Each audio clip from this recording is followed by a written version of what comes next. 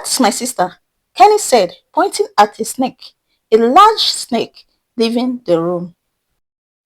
The sky hung heavy with dark cloud as bolu cries echoed through the hospital ward. Kunle paced through the corridor. He was as restless as the breeze. His heart was racing fast, both with fear and hope. Inside the room, Boru fought the waves of pain. Her hands gripped the sheets as the midwife encouraged her. Push, push, dear, you can do it. With her hands gripping the hospital bedsheet and a final agonizing cry, Boru pushed with all her strength. A cry of a baby echoed through the hospital corridor. A look of relief washed over Kunle's face. He jumped out of excitement. I am finally a father. Yes, he exclaimed.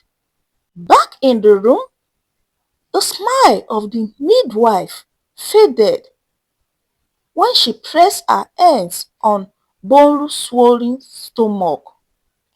There is another baby, she said. Another baby? Boru asked in a low and weak voice. Yes, don't worry, madam, the midwife said as she walked out of the hospital room hurriedly to call the doctor. Kunle became terrified when he saw the doctor and the midwife walk past him hurriedly with a serious expression on their faces. Hope my wife and child are okay, he prayed. After some few minutes, the doctor called him inside his office. Hope my baby and my wife are okay. I want to see them, but the nurses kept stopping me. Kunle asked. Yes, your daughter is okay, but your wife. What happened to my wife? What happened to my wife? Kunle asked, cutting voice inside the doctor's mouth. Calm down, Mr. Kunle. Your wife is fine, but there is another baby. The baby is in distress. We need to operate on your wife immediately. Kunle's knees buckled. Operation? But there is no time to waste, Mr. Kunle. The doctor interrupted him. We need your consent for this operation so we can be able to save your wife and the baby. Kunle quickly signed the form in front of him. Bolu's cry of pain faded as she was weighed into the operating room. Kunle sat outside, his hands clasped together in prayer. God, please don't take them away from me. After what felt like eternity, the doctor came out of the operating room. Kunle, immediately stand up.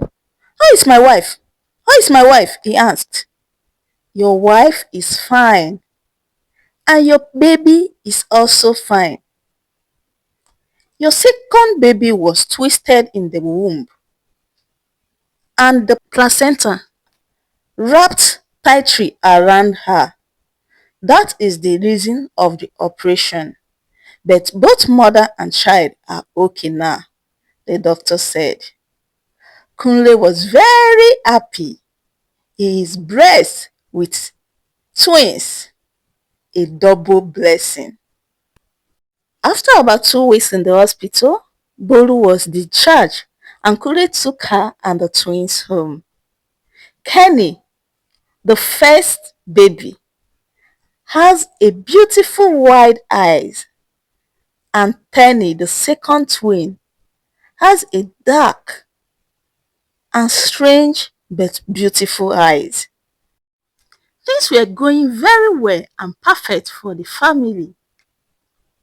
But one night, when the twins were about 3 months old, Bolu went to bed after putting her twins to sleep, but was awoken hours later by a strange sound.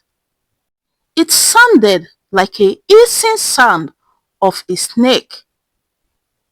She immediately sat up from the bed, but the sound was gone. I am sure I heard something, a strange sound, and it sounded like a snake hissing, she said. She looked at her husband, who was sleeping peacefully. She wanted to wake him but decided not to. She checked on her babies. Kenny was asleep, but Tenny seems to be awake and was sucking her little fingers. She decided to check around the house, even under the bed, but she could not find anything. Maybe I was just dreaming, she said to herself, while she carried baby Tenny and breastfed her. She fell asleep shortly and Bolu went to bed. But this continued. Bolu will wake up to the sound of hissing, soft at first but louder until it filled the whole room.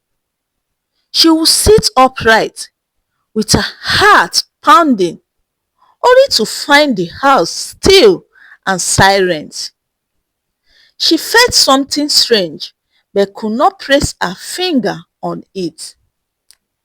She decided to speak to her husband about it, but with no proof and evidence of what she is saying, her husband thought she was just panicking for no reason.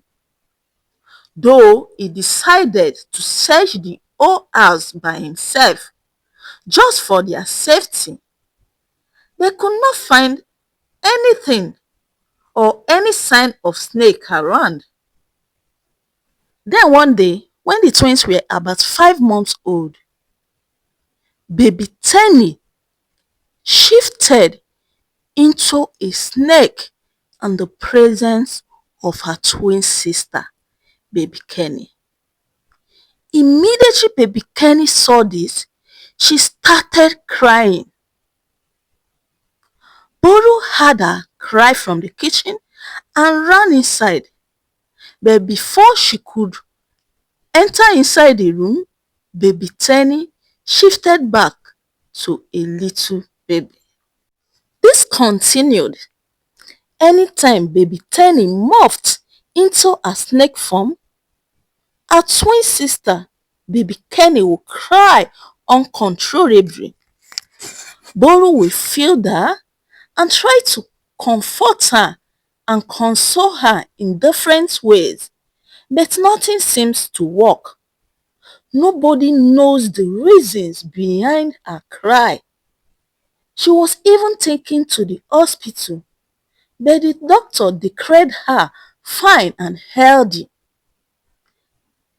Maybe she just need you around her all the time. Babies are like that, one of her neighbor, Mama Nkechi, said, trying to encourage her. But over time, Kenny cry lessened. She started getting used to her twin double nature. She would laugh anytime Tenny's scale brushed against her skin. She became very fascinated about her twin shifting forms. Then, one day, Bolu was sweeping the house when she saw snake shaded skin under the bed, the baby's bed. She shouted out of fear, drawing her husband's attention. "I told you there is a snake in this house now," she said with fear in her eyes. Mr. Kunle searched for the snake everywhere. They could not find it. He decided the only solution is to rent another apartment. They found a small apartment and moved there. Things became normal. Tenny would only change into a snake form when her parents are not there. The twins grew side by side, and at the age of 3, they were enrolled into a school. Then the most unfortunate events began taking place. One afternoon at school, Kenny was bullied by a naughty boy named Okude. He pushed the little girl in the mud and started laughing alongside his friends. That very night, Okute fell ill with a strange sickness. His body swelled and his vein turned green like poisoned roots. Anyone who bullied any of the twins ended up the same way. Like a harmattan wind, rumor began to spread across the little town. People whispered that the twins are witch. Or how else would you explain the ailments that before anyone that bullied them? One lady whispered. Parents began warning their children to stay away from the twins. Children became very scared of the twins. But as the saying goes, nothing can be hidden under the sun forever. Kenny loved her twin sisters immensely. She had seen Tenny transform into a snake countless times, but she grew up assuming it is normal. One evening, Bolu found Kenny playing alone. "Where is Tenny?" Bolu asked. "She is here, Mama," Kenny said in a little voice, pointing at a large snake coiled nearby. Before Bolu could scream for help, the snake shifted, morphing into Tenny. Bolu staggered back. Fear gripped her. Her throat tightened. Bolu and Kunle immediately sought the help of their pastor. The pastor visited their home. He prayed over the twins and immediately he placed his hands on Tenny. He went into the spirit realm where all the secrets behind her double form were revealed to him. He breathed heavily. "You sought help from a deity, the same deity you denounced years back." Years back, Bolu was a devotee of the divine serpent Oshu, but when she heard about the teaching of the Lord Jesus, she denounced the deity and converted into Christianity. Years later, she got married to Kunle, who is also a Christian. Conceiving was very difficult for her. She waited 6 years praying and fasting for the fruit of the womb, but it seems her newfound faith was not helping her. So she decided to visit the shrine of Oshu. Her husband was not aware of this, and unknowing to her, she was already pregnant and she was not aware. The deity felt insulted by her visit. He cast the spirit of a snake inside one of the babies in her womb.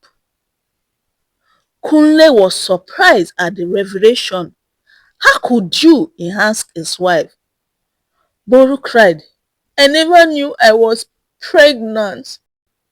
I was desperate. I wanted a child of my own. The pastor signed. All hope is not lost.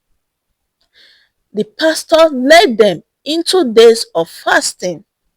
And after that, Bolu visited the shrine again and denounced the deity once and for all. Tenny was taken to the church where she was prayed for. For complete 7 days, Tenny lay in the church, hissing and waiting a possessed creature. But on the 7th day, the serpent spirit departed from her. Departed from her body with a loud shriek.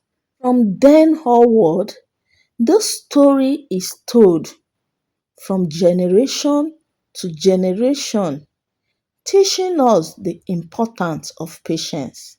All the people gathered together in celebration. The people who once feared the twins now love and cherish them. Tenny is now a normal child. Buru wept. She promised to serve the living God forever. Patience, they say, is a virtue, and those who seek shortcuts often find themselves in the web of misfortune. And remember, you cannot serve two masters at a time. Thank you for watching up to this point. Please do like this video, leave a comment on the comment section. We want to know where you are watching us from. And to all my returning subscribers, thank you. Thank you. And if you are finding this channel for the first time, please subscribe and turn on the notification bell so that you'll be notified anytime we upload wonderful tales and stories like this. Thank you for watching once again. See you in our next video. Bye.